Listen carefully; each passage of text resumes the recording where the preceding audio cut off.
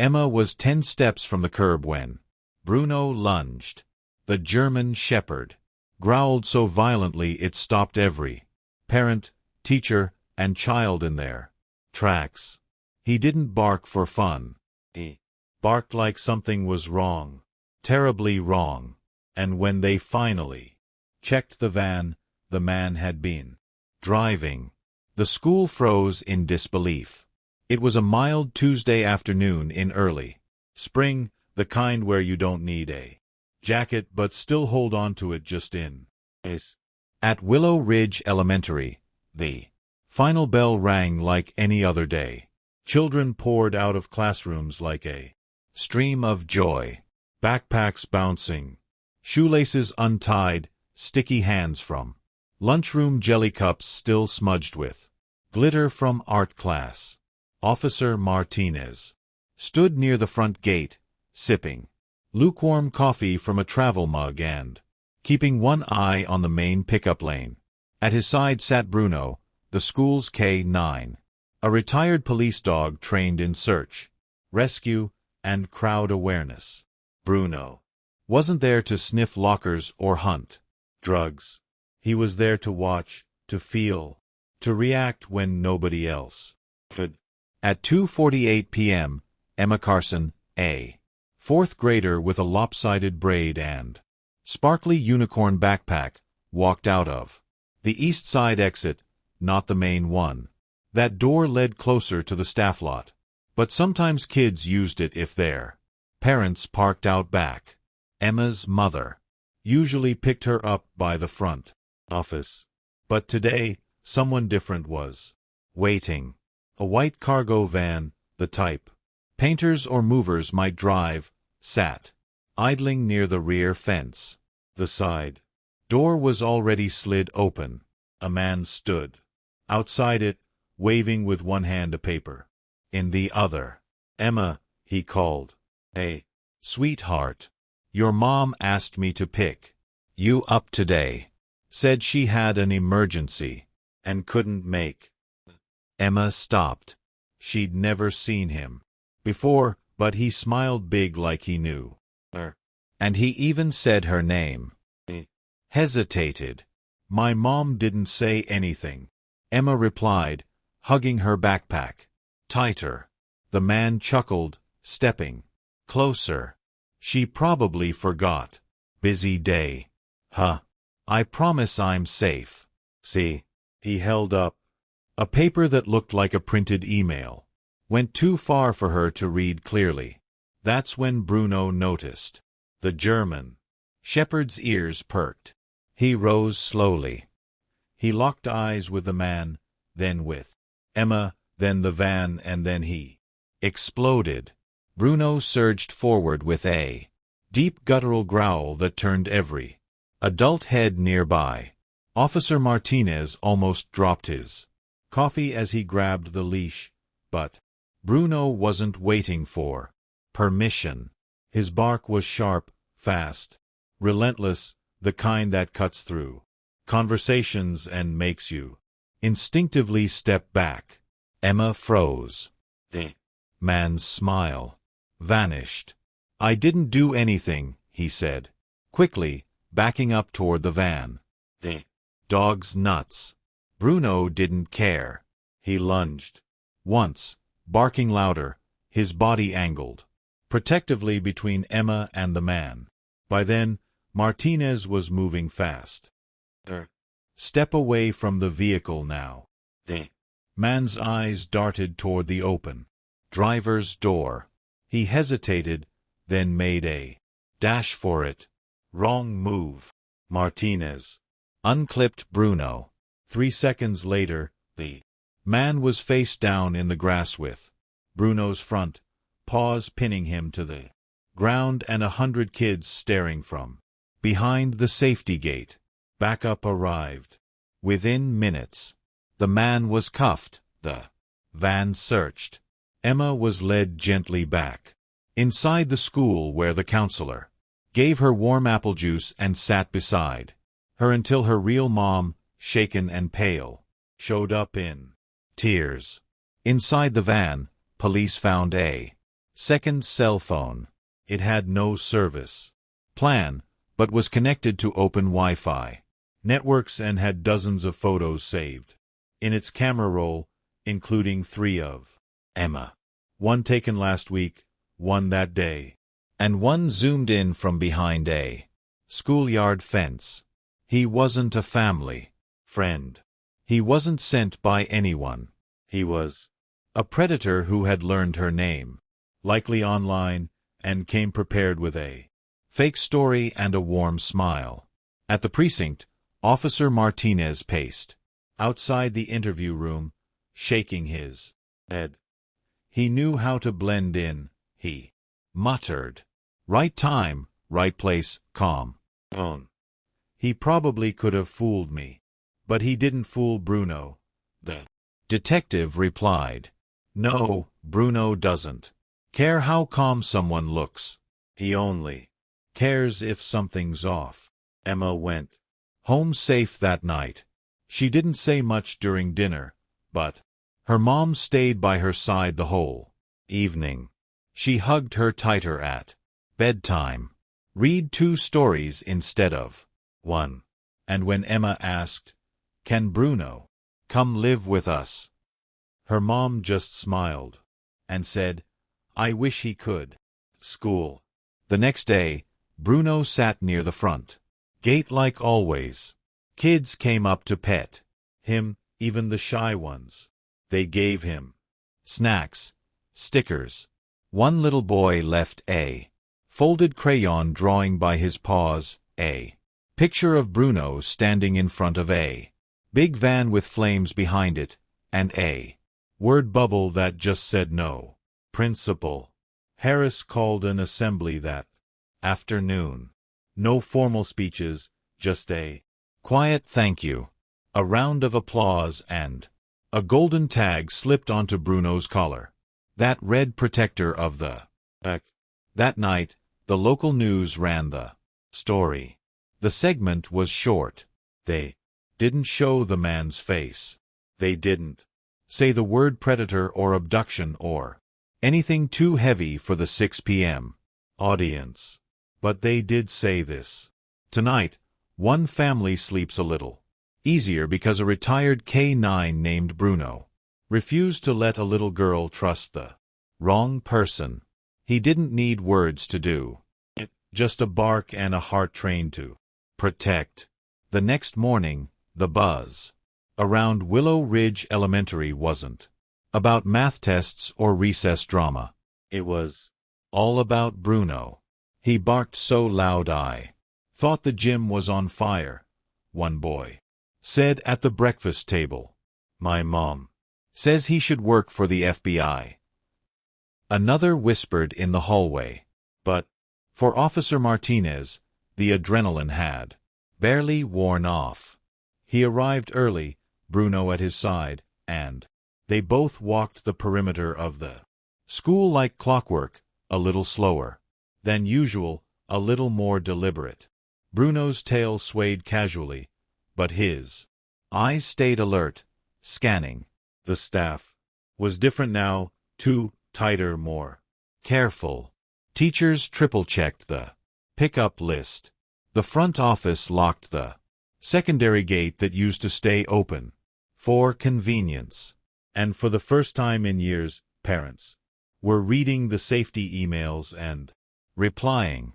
At 9:07 a.m., Principal Harris called Officer Martinez into his office. "Thanks for coming," he said, motioning toward the chair. "Coffee?" Martinez shook his head. "Already had 2. Harris handed over a folder. "This came in from the department late last night. Thought you'd want to see it." Inside were printed screenshots from the suspect's confiscated phone. Most were blurry, some were from a distance, but 2 were unmistakable. One was a shot of Emma walking home from a birthday party 3 weeks ago. Backpack, same unicorn, keychain and all. The other was a zoomed-in picture of the school gate, with timestamps matching the week before. The folder also included a name. Gregory Denton, age 47. Not registered in the area, no employment history at the school, but his digital footprint told a different story. Denton had been active in several online chat rooms under aliases like Carrot for You and Safe Driver 38. He frequented forums about parenting, school pickups, and student schedules. The kind of open-source information that most people didn't think twice about sharing. Emma's mom had posted on a neighborhood app, Harris said quietly, asking if anyone could pick her daughter up last month when her car broke down. The post included Emma's name, grade, and what she looked like. Martinez nodded slowly. He only needed a few breadcrumbs. Meanwhile, Emma was in the counselor's office coloring quietly. She didn't cry. She hadn't cried since the incident, but she had stopped walking to class alone. She stayed close to adults and barely said a word unless Bruno was nearby. Bruno, for his part, had become a silent presence in her recovery. He would lay beside her during story time, or sit beside her backpack during lunch. No barking, no growling, just steady loyalty. I feel like he talks to me. Without talking, Emma said one afternoon. The counselor smiled. He's saying you're safe now. That same day, Detective Olivia Reyes came down from the county to meet with Martinez and Kessler, the FBI liaison still stationed nearby. What concerns me most, Reyes said, opening a laptop, is the pattern. Denton isn't new to this. He's careful, patient. We tracked 2 other school alerts in neighboring counties with almost identical tactics. He's not just working alone. Martinez frowned. You think there's a group, maybe not a formal one, but these guys follow each other, share methods, tips, places. They look for opportunity. Schools with lack systems, single parents with routines, kids who walk home alone. She clicked to the next screen. A chat log excerpt from one of Denton's apps. Found a soft pickup site near the back lot. Easy in and out. If this one's not ready, someone else can try. Bruno's ears twitched beside the table. Martinez's jaw tightened. He was willing to hand her off like a delivery route. That's exactly what it is to them, Reyes said. Business, targeting, strategy. Later that week, the school hosted an emergency evening assembly for parents. No press, no students, just raw facts. They played the footage, edited, of course, showing Denton's arrival, the moment he called to Emma, and Bruno's sudden charge. There was no narration, no dramatic music, just silence. One mother covered her mouth. Another father stood with clenched fists. Someone in the back whispered, "That could have been my daughter." Harris stepped to the mic after the video ended. We train for fires, for storms, even for lockdowns, he began. But what happened this week reminded us that sometimes the threat walks up, wearing a smile and calling your child's name. He looked down at Bruno, who sat calmly at his feet, vest buckled, eyes scanning the crowd. This dog didn't just save a child. He reminded us to stay awake to protect our village. In the following days, the school launched a volunteer-led safety patrol. Parents rotated shifts watching pickup and drop-off lanes. New ID systems were installed, and Bruno, now with a Hero K9 badge stitched onto his vest, became the school's full-time guardian. But it wasn't over. Denton's online history led investigators to a hidden drive buried in his garage, encrypted and labeled as tax documents. When decrypted, it revealed profiles, names, schools, photos, more than 30 children in 5 states with timestamps, notes, and detailed schedules. It was a chilling discovery, but it gave law enforcement the chance to act. 3 arrests were made within the week. People connected through the same chat rooms Denton used. More are under investigation. Bruno wasn't just a hero. He was the reason other kids might be saved before it's too late.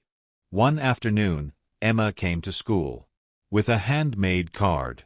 On the front was a crayon drawing of her and Bruno. She had drawn him taller than her, big paws, a wagging tail, and a thought bubble that said, "You're not going anywhere near my girl." Inside, she wrote in her wobbly 4th grade handwriting, "Thank you for barking when I didn't know I should be scared. Thank you for keeping me here. Thank you for not letting him win." Martinez read it, folded it carefully, and put it in his locker right next to Bruno's original K9 badge. The day the encrypted drive was decrypted, the case stopped being about one little girl and one heroic dog.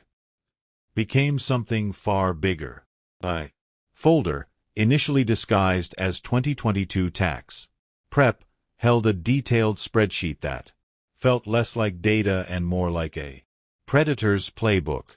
Each row included a child's name, age, photo, school, and, most chilling, behavioral notes. Walks home alone every Wednesday.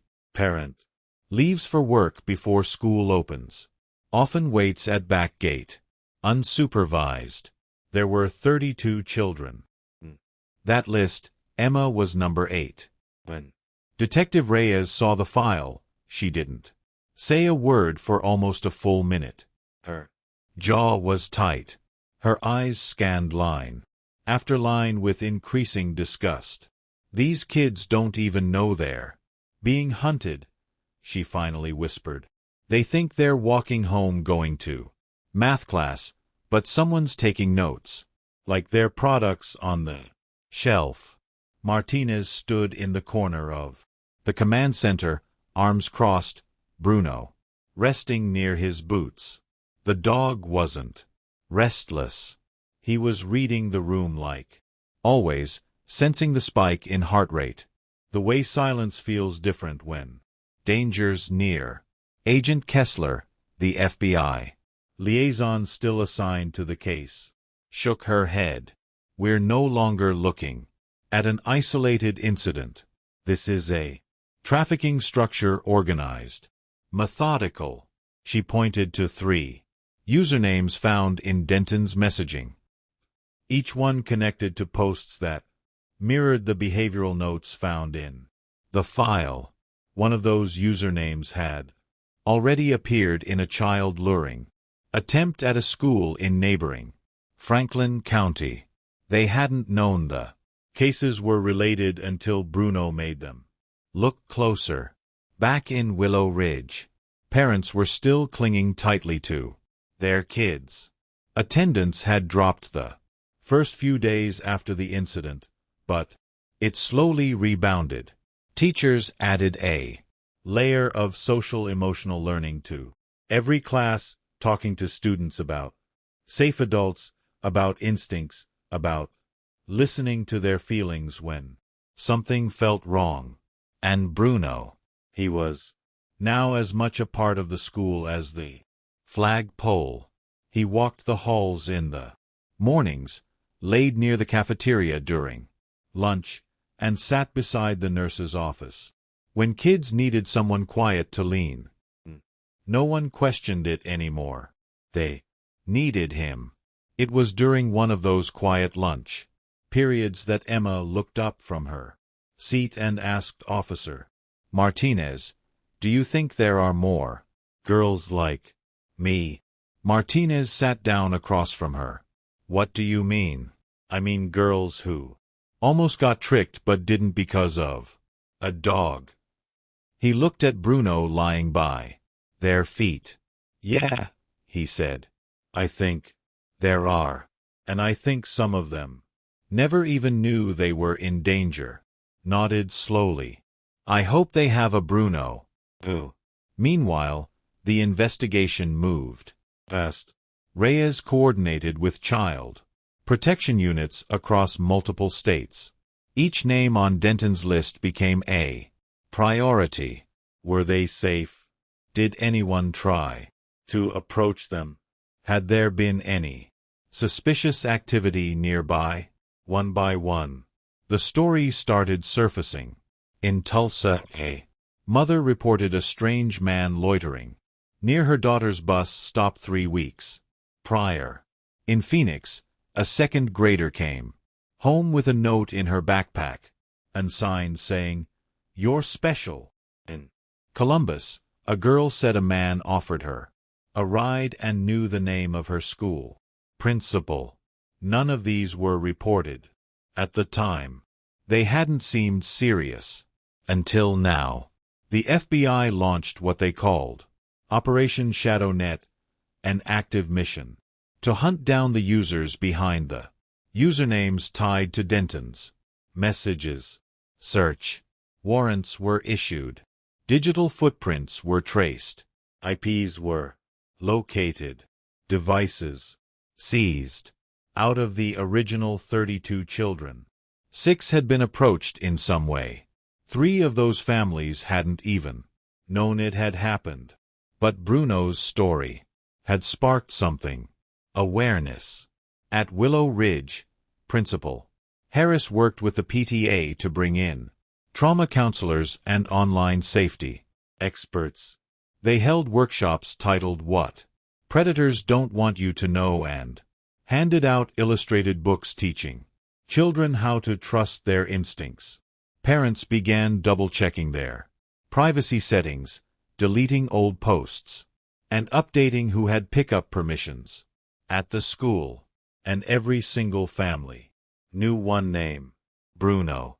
One Thursday morning, the school held a quiet indoor assembly. It wasn't on the calendar. No press, no photographers, just kids, teachers, and Bruno.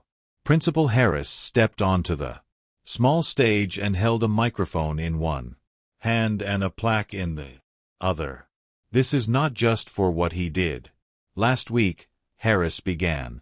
It's for what his courage continues to uncover. He turned the plaque around to show the engraved title. One bark saved many. Bruno wagged his tail once, then laid down. Emma clapped first, then the entire room erupted. Later that afternoon, Martinez walked Bruno past the playground. "No, you don't understand awards," he said, scratching behind Bruno's ears. "You just do what's right. No fuss, no noise, just instincts." Bruno gave a quiet huff in response, nose twitching toward the breeze. But Martinez knew something had shifted. Bruno hadn't just stopped one van. He had exposed a network, changed a system, saved other kids who may never know his name, but whose lives would be untouched by danger because a dog refused to be fooled by a smile. That evening, as Martinez filed paperwork and logged evidence tags at the precinct, he paused by the bulletin board. There, pinned beneath a newspaper headline about the case, was a hand-drawn picture. It was a girl holding a leash attached to a massive, grinning German shepherd. Above them were the words, "He didn't just protect me. He barked for all of us." Martinez left the drawing there. He didn't need anything else to remind him. The world had changed, and it started with one growl at the exact right moment. The success of Operation Shadowet brought relief, pride, and a dangerous sense of closure. People wanted to believe the worst was over. 32 names, dozens of arrests, and a community that had come together thanks to a dog who refused to back down. But law enforcement knew better. For every file recovered, every suspect cuffed, there was always one that got away. And in this case, that person wasn't just online, he was watching.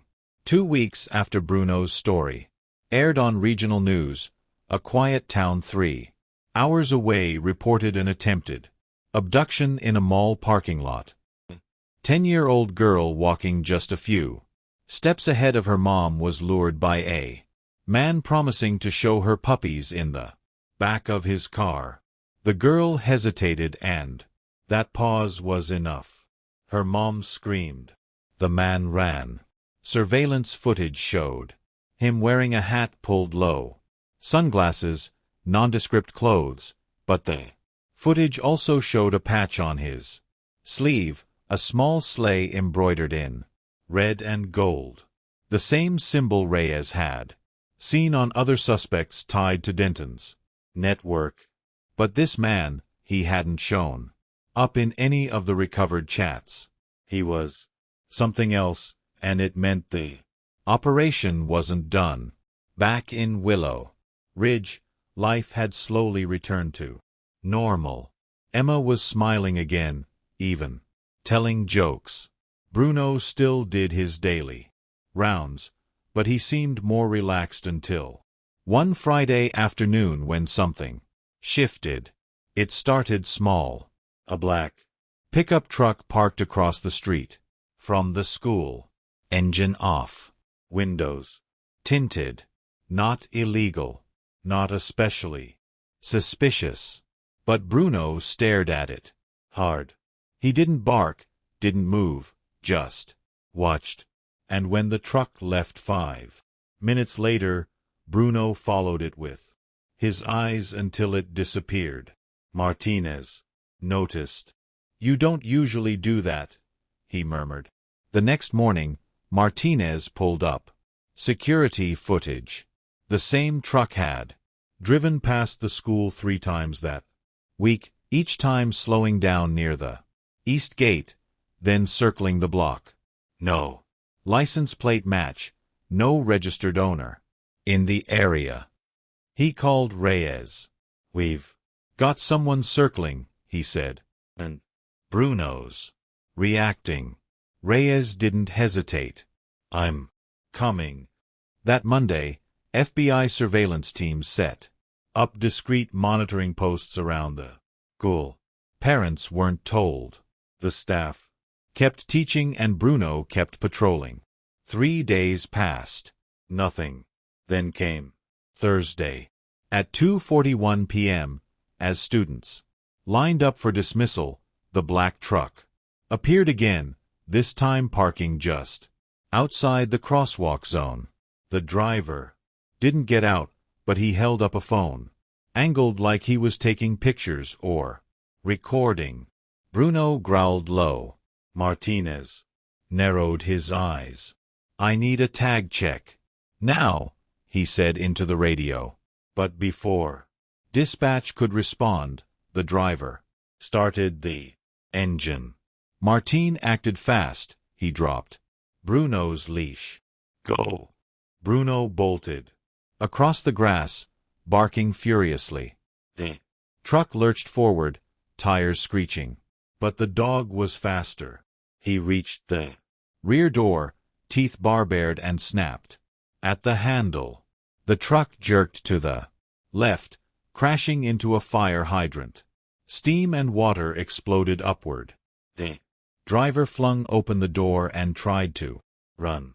Bruno chased. Martinez followed. Seconds behind, radioing. Suspect on foot, eastbound, black jeans, gray hoodie. Bruno in pursuit. The man cut through yards, jumped a fence, ran into an alley. Bruno never lost ground. By the time Martinez turned the corner, he found the man pinned against a dumpster, Bruno's teeth inches from his leg, growling with a sound that made even trained officers hesitate. Easy, Bruno, Martinez said, stepping forward, with his cuffs ready. Let's do this by the book. The suspect was identified as Jared Price, age 39, former IT contractor, recently unemployed. No criminal record, but his online presence was dark encrypted forums, hidden folders. One of those folders titled Recruits. Inside were photos of 4 children. One of them was Emma. I never touched her, Price said during questioning. I was just watching, gathering info. That's all I did. But Reyes didn't buy it. You were gathering inventory, she said coldly. And if Bruno hadn't stopped you, we might never have found you. Price stayed silent, but the silence spoke volumes.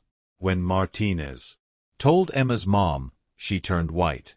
He came back, she whispered. He was still watching her. Martinez nodded. We think he never left. He stayed under the radar. Waited until we let our guard down. She wiped her eyes, but Bruno didn't. That night, the school held an emergency staff meeting. Harris, flanked by Martinez and Reyes, addressed the faculty. We're all tired. We all want to move on, but we can't afford to stop being careful. He pointed toward Bruno, lying quietly in the back of the room. He didn't stop. And that's why Emma is still safe. Reyes added, this isn't about paranoia. It's about awareness. And if your gut tells you something feels wrong, even if it's subtle, follow. In the following days, Jared Price was officially linked to a wider web of forum users who never directly communicated, but followed the same grooming patterns using school routines and social media breadcrumbs. Price admitted to attending local school events just to observe. He'd even taken notes during a PTA open house pretending to be a volunteer. He knew the teachers' names. He knew dismissal schedules, and he knew which children walked home alone. But he didn't know one thing, that a dog was watching him the whole time. Bruno received another commendation. This one came from the FBI. They didn't just call him AK-9. They called him a force multiplier because his instincts didn't just protect a child. They revealed what technology, data, and training couldn't. As spring rolled into summer, the community shifted again. This time not with fear but with determination. New programs were put in place. More guards were hired. Background checks went deeper, and every new hire met Bruno first, because if Bruno didn't trust you, neither did the school. One afternoon, as Martinez and Bruno walked the playground perimeter, Emma ran up with a friend. Mr. Martinez, she called. Can we give Bruno a treat? He smiled. Sure, but you got to ask him first. She knelt down and held out her hand. Bruno sniffed it, tail wagging gently. Emma smiled. I think he still remembers me. Martinez looked at her, then at the wide-open sky above the school. Yeah, he said. And he always will. Bruno was never trained to be a therapist. He couldn't pass out worksheets, lead support groups, or speak to a room full of parents in a comforting voice. But in the weeks following Jared Price's arrest, that dog, with his quiet presence and watchful eyes, did more to help a shaken community than any counselor ever could. He didn't have to say anything. He just had to be there. And he was every single day. At Willow Ridge Elementary, life didn't go back to normal. It moved into something new. A place of deeper awareness, sharper instincts, and yes, a strange but beautiful kind of unity. Parents still showed up to volunteer, but now they rotated through a formalized safety watch program. Officer Martinez trained each one, personally showing them how to spot suspicious behavior, how to report quietly, and most importantly, how to trust their gut. Every visitor, no matter how familiar, was checked. Every gate, every pickup, every face was watched, and through it all Bruno remained the silent heartbeat of it all. Emma, who had once been terrified to walk alone, now walked with pride. Not because she felt fearless, but because she felt protected. She would often stop by the front office after school just to say hi to Bruno, slipping him one of his favorite liver treats or handing over a drawing she'd made that day. He always wagged his tail when she came. He always smiled a little more when he did. By mid-May, the school district decided to honor Bruno publicly. They arranged a community event at the town center. Not a festival, not a parade, but a gathering of gratitude. Flyers went up across town. Join us in honoring Bruno the K9 who didn't just protect one child, but reminded us to protect them all. On the day of the event, families filled the green space behind the library. Picnic blankets dotted the lawn. Lemonade stands stood beside information booths about online safety, and a local vet clinic even set up a thank a hero dog petting station. Martinez arrived with Bruno in his patrol SUV. But the moment they stepped out, the quiet murmurs turned into applause. Kids clapped like they were watching a superhero walk off the pages of a comic book. Parents clapped like they knew what might have happened if Bruno hadn't barked. And somewhere in the crowd, Emma held up a sign she made with glitter glue and construction paper.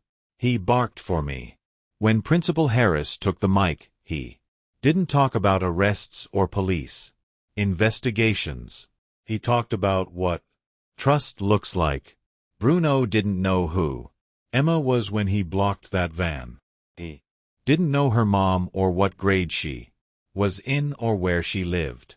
What he knew, what he felt was that something was wrong, and he did something we humans sometimes forget to do.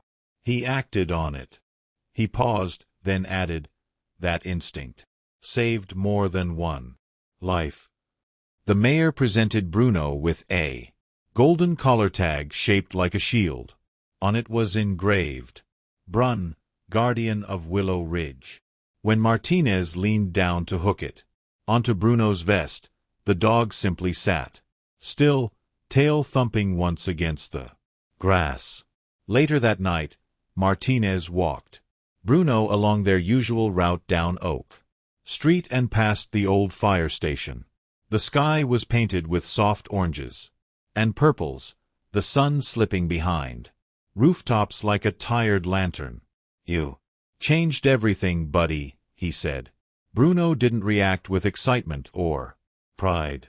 He just walked, still alert, still reading the world like every sidewalk hit a story. They passed by a neighbor's porch where an older man in a rocking chair tipped his hat. Thank you for what you did, officer, he said. That dog of yours is a gift. Martinez smiled. He's more than that. Inside his home, Martinez poured a cup of coffee while Bruno rested by the front door. He flipped through the local paper, half distracted until a small envelope slipped out from between the pages. No return address, just his name. Inside was a simple card. No glitter, no handwriting except 3 words scrolled in a child's print. He saved me. There was no signature. But Martinez knew it. Wasn't just Emma who had been saved. Bruno had barked for every kid who'd ever felt uneasy. For every parent who worried but couldn't explain why. For every moment that nearly slipped past unnoticed. In the weeks that followed, Bruno's story traveled beyond Willow Ridge. Regional news outlet featured him in a segment titled The Dog Who Knew. First, schools in nearby counties reached out to Martinez asking how to start their own K-9 safety programs. And one morning, Martinez opened his inbox to find a message from a school in Texas. "We had a close call at pickup last week, but your story made us update our security. We stopped the wrong person at the right time. Thank Bruno for us." But Bruno didn't care about recognition. He cared about the next shift. He showed up every day like he had on the first. Same alert eyes, same steady trot beside Martinez. If a parent lingered too long, he watched. If a car idled too close, he sat and stared. If a child looked uncertain, he walked over. He didn't need a badge. He didn't need medals. He just needed to know the pack was safe. One quiet morning in June before the final week of school, Martinez sat on the steps of the school as kids began to arrive. Bruno lay next to him, paws crossed, tongue lazily hanging out. Emma walked up with her mom, holding a small box wrapped in blue paper. "It's for him," she said. Inside was a leather collar tag with silver lettering. Read, "Thank you for barking when I couldn't." Martinez swallowed hard. Bruno licked Emma's hand. The last week of school always felt different, lighter. Somehow like the air itself was packing up its binders and heading for summer break. Students buzzed through hallways with yearbooks in hand, laughing as they traded candy, selfies, and signatures. Teachers smiled with that particular mix of joy and exhaustion that comes only in June. And through it all, Bruno was there, just as he'd always been. He didn't know it was the last week of school. He didn't know the staff had voted to name the new outdoor reading area Bruno's garden, or that a local artist had been commissioned to paint a mural of him and Emma on the east hallway wall. But maybe he felt it, the shift, the way people paused to look at him a little longer, the way kids patted his back just a little slower, more intentionally. Bruno didn't ask for any of it. He was just doing what he was born to do, protect the pack. On Tuesday, Martinez found an envelope in his office mailbox. Inside was a letter written in careful cursive on lined paper. It had no return name, but the last line told him everything.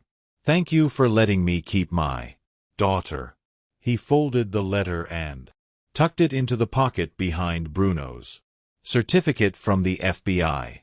He didn't need to know who wrote it. He knew enough. Bruno had changed lives quietly, permanently.